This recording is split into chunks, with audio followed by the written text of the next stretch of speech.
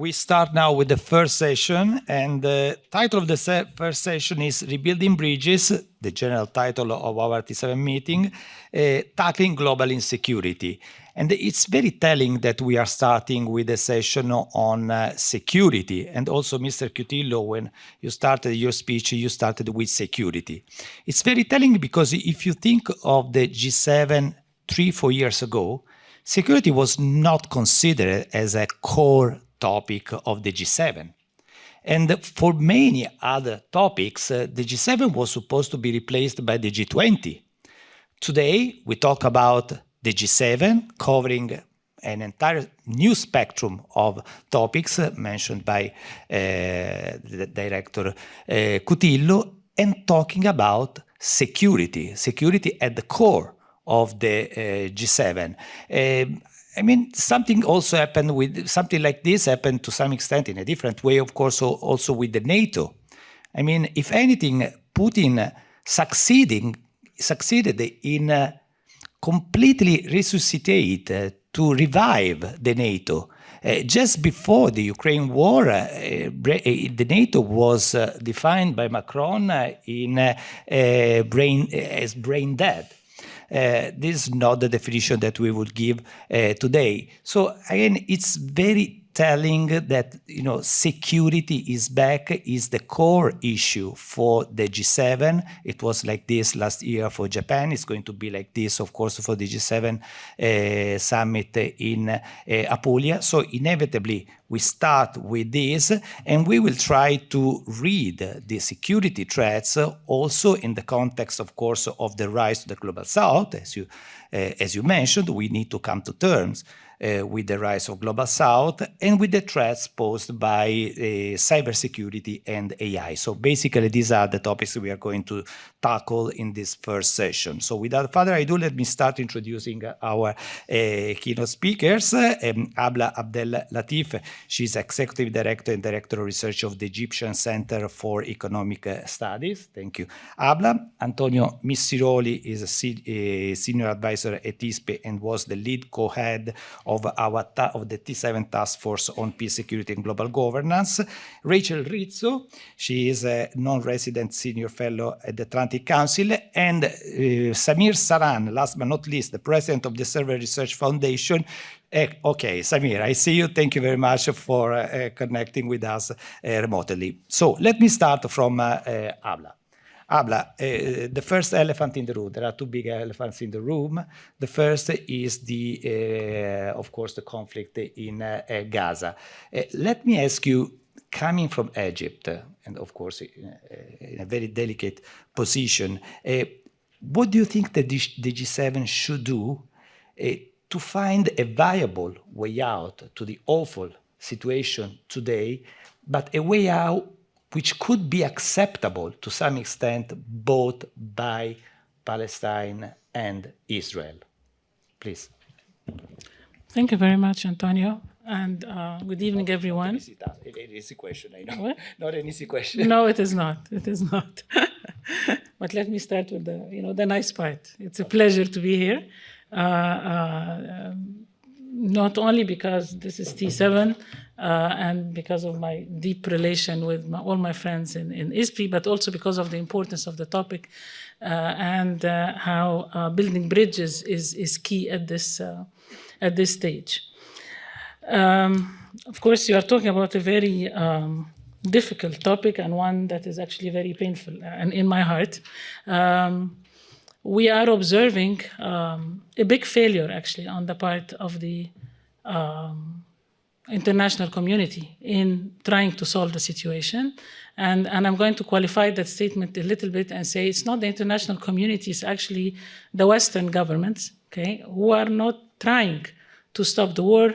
Not only that, they're actually fueling more violence there. The US is actually sending weapons to Israel, which fuels more violence in the region. This is not solving the problem. And I'm saying governments, not community, because the people all over the world, in the West and everywhere else, have their heart in the right place and see the problem. But governments are not listening to their people, which is actually a problem of democracy, which the West is suffering from these days, that democracy is becoming weaker and it's not functioning right, okay? Nobody is listening to the people. Also, in the communique and in the talks, it's always said the Israel-Hamas war. It's not the Israel-Hamas war. It's the Israel-Palestine war. It started with the attacks on the 7th of October, yes, but it has a background history of over 70 years of problems in the region. And starting from that, it became a huge war where there is very clear eradication of the Palestinian people. So this is how it should be called. Can this war be stopped? Yes, it can be stopped. Okay, it can be stopped if the Western world, G7, okay, and the North in general become impartial, okay, in this situation and not trigger further war. And this applies particularly to the US. And I'm hoping that Europe can play a role. Actually, the president of ISPI just said this in his speech, and I hope that Italy, in its wise position on a lot of things, can make a difference there. Okay, this is essential. The second thing that needs to be done is to move from the rhetoric to action. There are a lot of sympathetic talk about the humanitarian condition, but we are creating this humanitarian condition by supporting the war. Okay, so there is need to move from the rhetoric to action. The action being stopping the war and stopping Israel. Okay, there are economic interests for Israel. There are things that can be said and should be said, and it all needs to go back to the situation 70 years ago when it started with the land problem. It has to be the starting thing. My last point on this question, and it's always a bit sensitive, but I'm going to say it because I think it's important.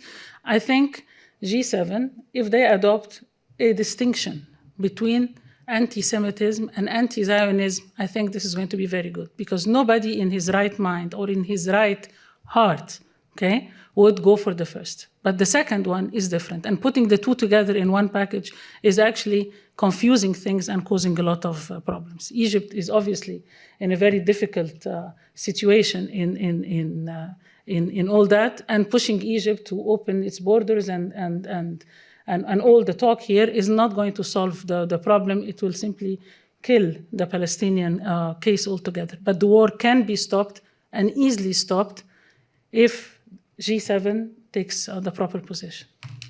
Thank you, Abla. So, Antonio, moving from one war, unfortunately, to another one, to Ukraine, let's be very frank on that. The situation on the ground is not going very well for Ukraine, with the Russian troops apparently 15 kilometers from Kharkiv. So, again, in view of the Think 7 summit, what do you see? What are the viable options on the table? Please, Antonio. Well, thank you, Antonio. The G7 summit is not the only actor in this particular story. I think that it will be essential for the G7 members and those invited to the summit as well to reinforce the kind of solidarity that has been expressed to Ukraine until now, to increase the material support to Ukraine in this particular respect, to show that this determination has not abated and is there to stay, and that we are ready to continue in the long term. That is, in the short term, the maximum that we can probably achieve in this particular domain. It is also important to make it clear to the wider world. I think that is not just an intra-European dispute or an old European affair related to the Cold War, to settling old scores, but there are also many issues of principles that have perhaps been a little bit neglected in the international discussion of the past couple of years, and that is in everybody's interest to come to a solution to this conflict that will bring back a level of international law, legality, that has been lost in this particular respect. We have all seen, also from the debates in the UN General Assembly, the debates and the votes, that on the one hand, the condemnation for the Russian aggression this time round has been stronger than it was in 2014 with the first invasion of Ukraine, but still that there is I would say, a large number of members of the General Assembly that do not really want to take sides in this particular dispute, precisely because they consider it a European thing or because they have bought into the narrative that double standards are being applied.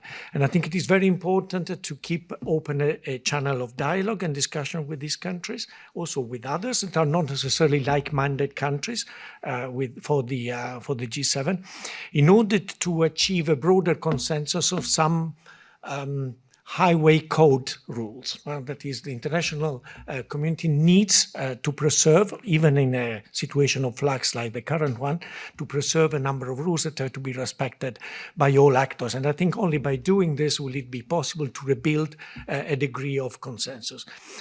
Honestly, I don't know how many bridges have been brought down over the past few years and how many of them have been destroyed irremediably. But I would say that in a situation like the one we are seeing right now, it is important to keep channels of communication and dialogues open, even with those that do not share necessarily our views, and also perhaps to build, if not new bridges, some passerelle, which is something more precarious, more temporary than a bridge, but in a situation of transition like the one we are confronted with, it is important to be able to open up to new countries that may come to see the arguments as we see it. There is a nice book that was published a few years ago by an analyst called Amitav Acharya. I don't know if you ever read it, and it is titled A Multiplex World Order. And the term multiplex is used precisely to that end. A multiplex is a sort of big cinema compound. We all enter into the compound, we all share the same facility, we all eat popcorn, we all drink sodas, but we watch different movies at the same time. And I think today's world is a little bit like a multiplex like that. Some people even watch more than one movie and are exposed to different stories to that effect. And that's what people today call the multi-aligned countries or a la carte international order. It is important in this context not to be too Manichaean. It is important to be able to talk to people who are watching other movies and make them interested in ours. And I think that could be the right approach to take. Thank you, Antonio. Now, let me cross the Atlantic together with Rachel. Rachel, there are a few things on which the Republicans and the Democrats would agree on. One of these few things is the opposition to China. Which is, of course, another crucial actor at the moment, more than a moment, actually. So, your view, especially in view of the presidential elections, what is your expectation in terms of the U.S. foreign policy, which would have, the new president would have a strong impact on the direction it would take? Please. Sure. So what you said is correct. I mean, we're living through one of the most politically polarizing moments in history in the United States. Some compare it to the late 1960s. I think that probably goes a little bit too far, but nonetheless, it is deeply polarized. But if there's one thing that unifies Democrats and Republicans, especially when it comes to foreign policy, it's this hawkishness towards China. We've seen this vein running through both parties and intensifying over the last 5 to 10 years. But I do think, in general, when it comes to new presidencies, it's hard to make really broad shifts in the way a president enacts their foreign policy. Even when it came to Trump's approach to Europe, for example, Europe had a very, very panicky response to his presidency, as did many of us in the United States. But when you look at the policies that he enacted towards Europe, his bark was worse than his bite. But I do think what that proves is that rhetoric itself can be damaging, and it can be dangerous, and it can undermine existing relationships. So when it comes to, say, the relationship with Europe, for example, do I think that Donald Trump is going to pull out of NATO? No. Do I think that his rhetoric could invite aggression, which would then test the fundamental underpinnings of NATO? Sure. I'm not making that prediction to be clear, but I do think that's where the intersection of policy and rhetoric becomes very important. In terms of Ukraine as well, I think there's this underlying assumption that a second Trump presidency would automatically abandon Ukraine and sort of feed Ukraine to the dogs, or Russia in that case. I don't know that I'm 100% certain on that either. I could see this scenario playing out in my head where he actually doubles down on sending support to Ukraine to send Putin a strongman message. That kind of goes against the conventional wisdom, but he likes to show strength, and I could see that sort of becoming a foundation of his foreign policy. But I could also see a scenario where he sort of forces Ukraine to the table and says it's time to make a deal, and then takes credit for the Kiev Accords or the Donbass Accords or whatever you might want to call them. So there's a lot of uncertainty there when it comes to Trump's foreign policy that I think is concerning. One thing I will say, though, is that it is wrong to call Donald Trump an isolationist. He's not an isolationist. He's a transactionalist and he's a mercantilist. And in that sense, I think that he will continue Biden's policies toward China, which are just a continuation of Trump's policies towards China. And we have Samir on the line here, so maybe he can talk a little bit more about this. But I think the relationship with India would also be a key component of the a second Trump presidency. And it has been that way for Biden as well.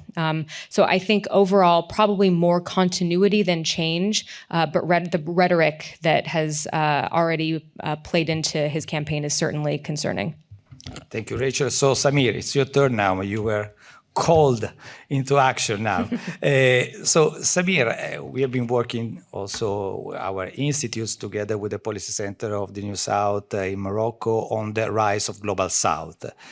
But the sincere question to you, really, in your view, this inevitable rise of the Global South, the demands, and rightly so, the right demands of the Global South to gain more power in a more balanced international situation, do you think that, at least at the moment, could it aggravate the international situation, making it more complex, or in a way it can help solve the situation? And if this is the case, do we have symptoms somehow which show us that in concrete terms the Global South is really helping to solve some problems, security problems and beyond? Please. Thank you. Thank you for inviting me. And thank you, Rachel, for putting me on the spot. I'm going to avoid entering into the China question at this stage. Let me focus on the South, as my friend has posed that question to me. Look, let me respond by answering the last part first. What has been the contribution of the Global South in the recent past that tells us that it could be the bridge? And since the theme has the word bridge, let me use the word bridge. Let me ask a counterfactual. Do you think that the G20 would have survived had the Indonesian presidency and the Indian presidency and now the Brazilian presidency not have simultaneously carried the group forward? If a European country was going to be the president of the G20 instead of Indonesia, believe you me, G20 would be over. The fact that G20 lives to fight another day, the fact that G20 has added ambition to its agenda, the fact that the G20 is now addressing some key questions that concern 7 billion people who are not part of the G7 conversations, tells you that actually it's time to now hand over the reins to a new set of countries that can actually be that bridge that you want to create in your conversations in Italy today. So the G20 countries, especially the Global South countries, have shown the wherewithal and the capabilities to bring this polarized world onto a table and carve out solutions that are most important for humankind in spite of the political battles that are being fought all around. So I think that is the single biggest solution they bring to the table, and it must be acknowledged. Perhaps it must also be applauded.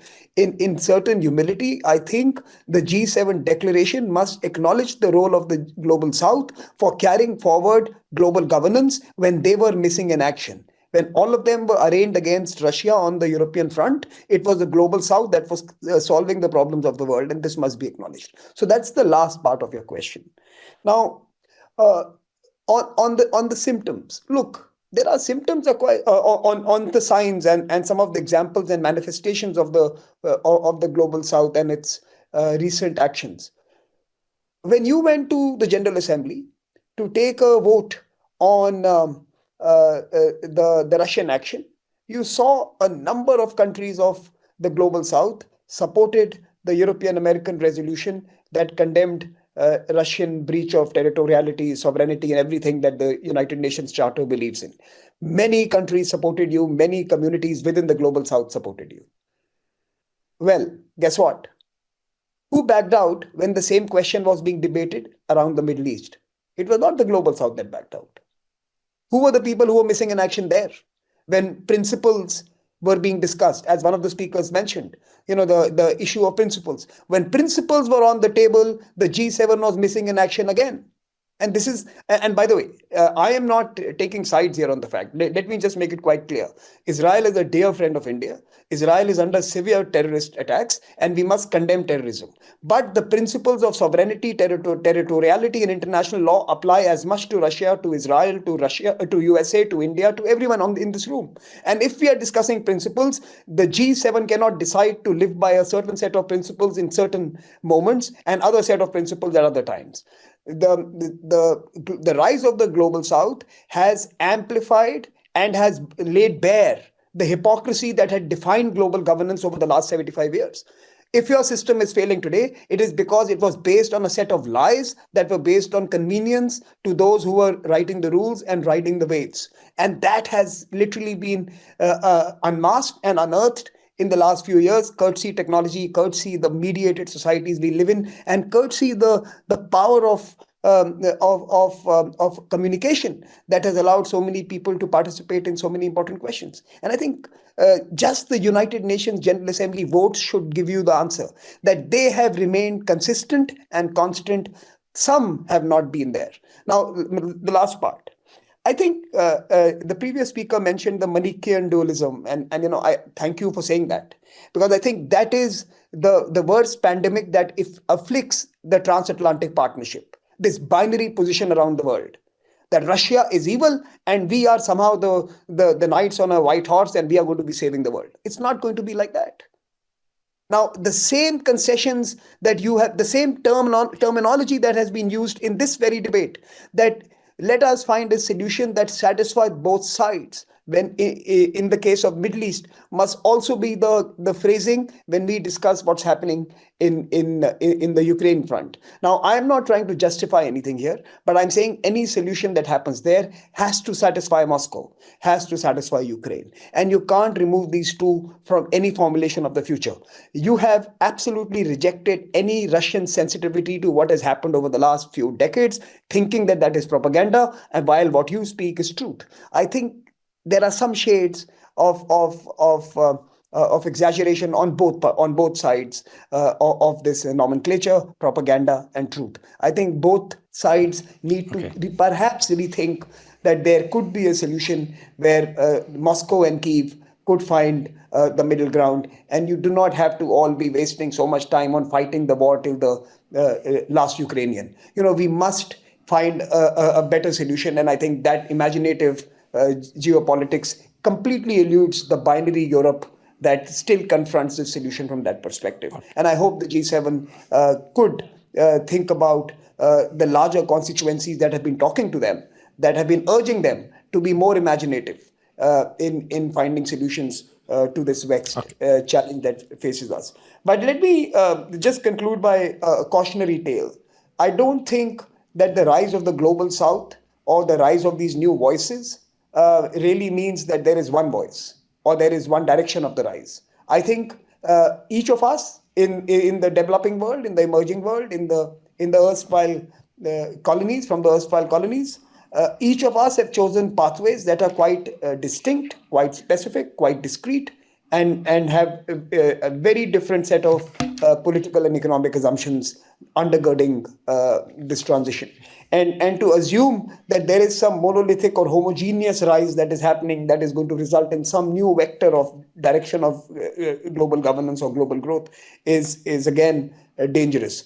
To me, the most fascinating question as a social scientist, and for all of us who are in the think tank world, the seminal questions for us is, as these new voices and new geographies and new countries rise, what are going to be their set of values and interests that will define how they arrange the world or how they seek to arrange the world.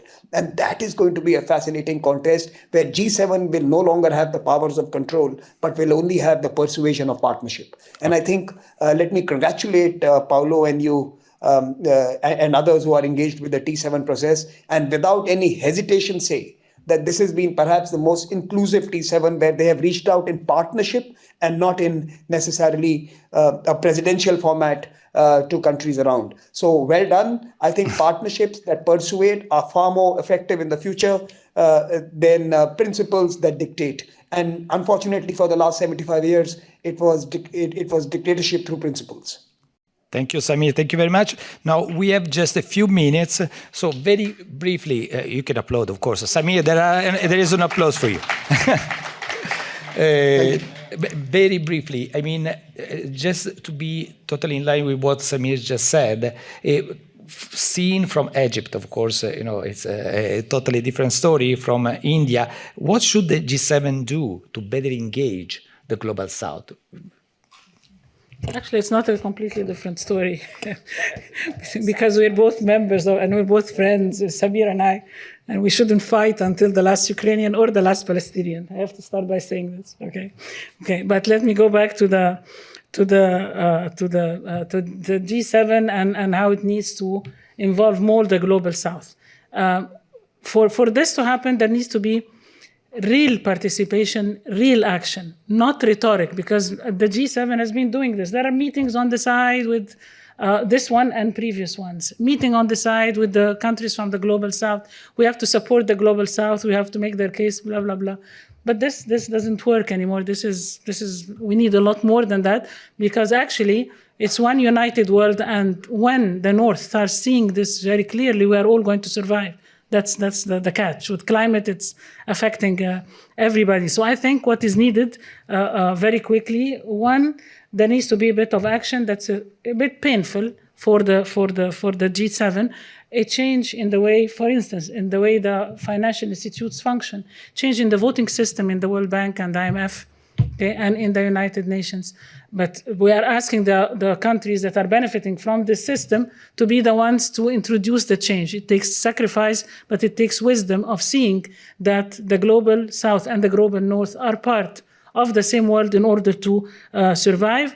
G7 needs to collaborate a lot more with the G20, which has already involved the South more, having introduced the African Union. Commitment to the climate, the lip talk commitment, needs to be translated into actual action. And to remember that there's going to be a boomerang effect. It will affect back Europe. It's not only affecting the South negatively. The economic nationalism, which is emerging in the countries of the West, is a problem, and is affecting the Global South very negatively and will not benefit the Western countries. And then finally, we hope that Italy can make a difference. And again, congratulations on the event. Thank you very much. Now, very, very briefly to Antonio and Rachel, cybersecurity, cyber attacks. If there is one policy recommendations coming from you to the G7, what would it be? Well, I think we have good news and bad news. The good news is that we are better prepared today to face up to those challenges, be it cyber attacks, proper malicious activities, and the like. On the other hand, of course, there has been an increase in hostile activity in there, and an increase in the actors that carry out those activities. I would say, in particular, over the past couple of years, China has entered the fray with all the technological power and the manpower that it has in this particular respect. And I think that is the big unknown that lies over here. It is a complicated area, in particular because the actors are not just state actors here, and in particular the big technological superpowers at the global level are important interlocutors and partners in this particular battle. I'm giving an assist to Rachel because, of course, I believe that one of the most threatening aspects of this is cyber-enabled hostile operations. People call them cybrid very often, cyber-enabled hybrid operations. And of course, disinformation is part of the picture. And that is tricky because on the one hand, it is not simply carried out by external actors. There are also internal actors that more or less unwittingly are acting as multipliers and amplifiers of all these threats. And also, we don't want to negate our own values and principles in terms of freedom of expression and so on and so forth when fighting them. So I think we are confronted with a particularly difficult challenge in this particular respect. The G7 should probably emphasize the need for IT literacy, media literacy, fact-checking, and the importance also to educate citizens in order to be better prepared to face up these challenges. That is not something that happens overnight, but of course there are good examples out there of how this can be achieved. Rachel? The cyber question too? If you want to. I think from a U.S. perspective, there are two things here. I think we have a really bad habit in the United States of blaming domestic issues, very real domestic issues, on disinformation. And the fact of the matter is bad actors like Russia don't create divisions. They like to exacerbate divisions that already exist. So from a U.S. standpoint, I think that sometimes, although I agree with most everything that you said, Antonio, I would say that in the U.S. we sort of have a bad habit of approaching disinformation as sort of a catch-all answer to a lot of very real problems that we have. And then the second thing I would say is that we haven't quite figured out in the U.S. and probably in Europe too, the role or what tech companies should do about the content that is put on their websites. There's really, in the United States, we have a law that was passed in 1996 that basically says that tech companies are not responsible for the content that people put on their websites, which is what perpetuates and balloons disinformation. And so I think that for those of us in the West, we sort of have to figure out a way to handle that without impeding free speech, and that's not an easy thing to do. Thank you very much. So, Samir, let me close with you. Surprise, surprise, Modi is going to win. So, but can we expect more of the same, more or less the same? What to expect from the second term?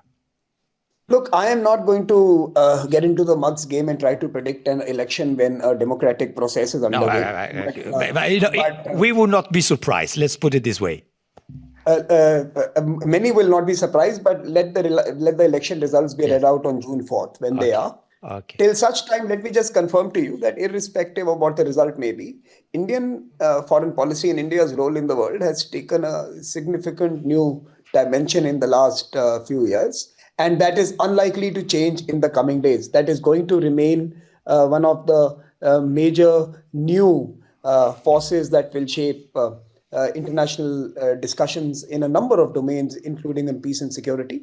When people ask me in Europe, what is India's role going to be if China becomes aggressive against Taiwan? Well, I tell them, you know what? We have 150,000 troops on the borders that are keeping Chinese very busy. We are already engaging them.